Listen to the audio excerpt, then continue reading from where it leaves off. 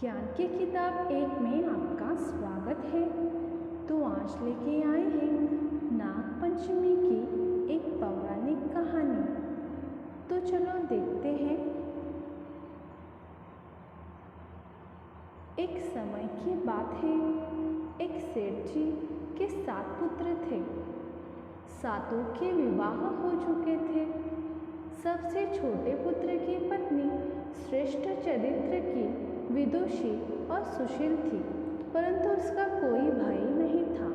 एक दिन बड़ी बहू ने घर लिपने को पीली मिट्टी लाने के लिए सभी बहुओं को साथ चलने को कहा, तो सभी डालियाँ और खुरपी लेकर मिट्टी खोदने लगी।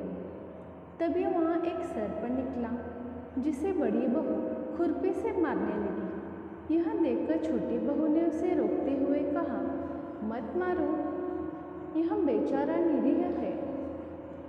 यह सुनकर बड़ी बहू ने उसे नहीं मारा। तब सर्प एक और जाकर बैठा। तब छोटी बहू ने उससे कहा, हम अभी लौट कर आती हैं, तुम यहाँ से जाना मत। यह कहकर वह सबके सब मिट्टी लेकर घर चली गई और वहाँ कामकाज में फंसकर सर्प से जो वादा किया था उसे भूल गई। उसे दूसरे दिन वहाँ बात याद आई, तो सबको साथ लेकर वहाँ पहुँची और सर्प को उस स्थान पर बैठा देखकर बोली, सर्प भैया नमस्कार। सर्प ने कहा, तू भैया कह चुकी है, इसलिए तुझे छोड़ देता हूँ, नहीं तो झूठ बात कहने के कारण तुझे अभी डस लेता। वह बोली, भैया मुझसे भूल हो गई, उसकी क्षमा मांगती हूँ।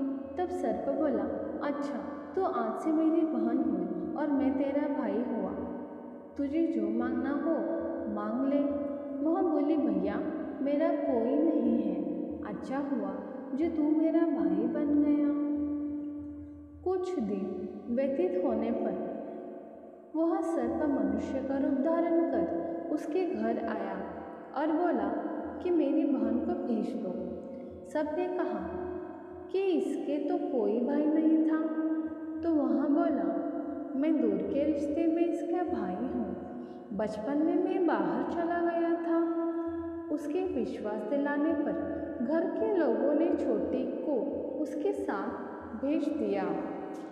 उसने मार्ग में बताया कि मैं वही सर्प हूँ, इसलिए तू डरना नहीं और जहाँ चलने में कठिनाई हो वहाँ मेरी पूंछ पकड़ लेना। उसने कहे अनुसार ही किया और इस प्रकार वहाँ उसके घर पहुँच गई। वहाँ के धन ऐश्वर्य को देखकर वह चकित हो गई।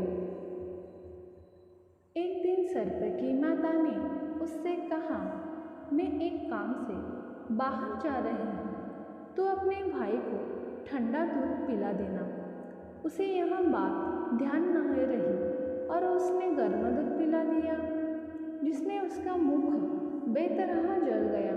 यह देखकर सर्प की माता बहुत क्रोधित हुई, परंतु सर्प के समझाने पर चुप हो गई। तब सर्प ने कहा कि बहन को आप उसके घर भेज देना चाहिए। तब सर्प और उसके पिता ने उसे बहुत सा सोना, चांदी, जवाहरात, वस्त्र, भूषण आदि देकर उसके घर पहुंचा दिया। इतना ढेर सारा धन देखकर बड़ी बहू ने ईर्ष्या से कहा, तेरा भाई तो बड़ा धनवान है, मुझे तो उससे और भी धन लाना चाहिए। सर्प ने यह वचन सुना तो सब वस्तुएं सोने की लाकर दे दी। यह देखकर बड़ी बहू ने कहा, इन्हें झाड़ने की झाड़ू भी सोने की होनी चाहिए। तब सर्प ने झाड़ू भी सोने की लाकर रख दी। सर्प ने छोटी बहू को हीरा मणियों का एक अद्भुत हार दिया था। उसकी प्रशंसा उस देश की रानी ने भी सुनी और वह राजा से बोली कि सेठ कि इस छोटी बहू का हार यहाँ आना चाहिए। राजा ने मंत्री को हुक्म दिया कि उससे वह हार लाकर शीघ्र उपस्थित हो। मंत्री ने सेठ जी से जाकर कहा कि महारानी जी छोटी बहू का हार पहनेंगी, वह उससे लेकर मुझे दे दो। सेठ जी ने डर के कारण छोटी बहू से हार मांगकर दे दिया। छोटी बहू को यह बात बहुत बुरी लगी। उसने अपने सर्प भाई को याद किया और आने पर प्रार्थना की, भैया रानी ने हार छीन लिया है, तुम कुछ ऐसा करो कि जब वह हार उसके गले में रहे जब वह मुझे लौटा दे तब हीरो और मणियों का हो जाए। सर्प ने ठीक वैसा ही किया। जैसे ही रानी ने हार पहना वैसे ही सर्प बन गया। यह देखकर रानी चीख पड़ी और रोने लगी। यह देखकर राजा ने सेठ के पास खबर भेजी कि छोटी बहू को तुरंत भेजो। सेठ जी डर गए कि राजा न जाने क्या करेगा। वे स्वयं छोटी बहू को साथ लेकर उपस्थित हुए। राजा ने छोटी बहू से पूछा, तूने क्या जादू किया है?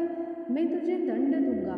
छोटी बहू बोली, राजन, दुष्टता क्षमा कीजिए। यह हार है ही ऐसा कि मेरे गले में हीरे और मणियों का रहता है और दूसरों के गले में सर्प बन जाता है। यह सुनकर राजा ने वह सर्प बना हार उसे देकर कहा, अभी पहन कर दिखाओ।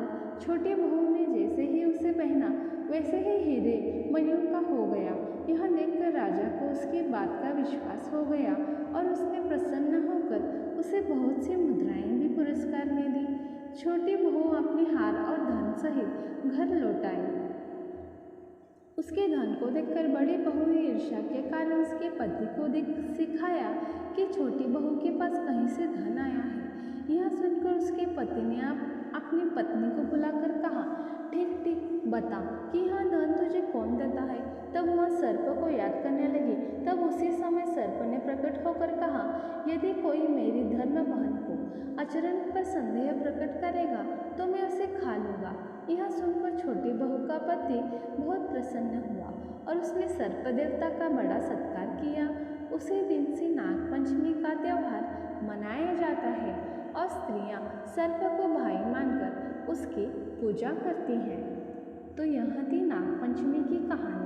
तो ऐसे ही वीडियो पाने के लिए ज्ञान की किताब 1 को लाइक करें, शेयर करें, कमेंट करें और सब्सक्राइब करें। धन्यवाद।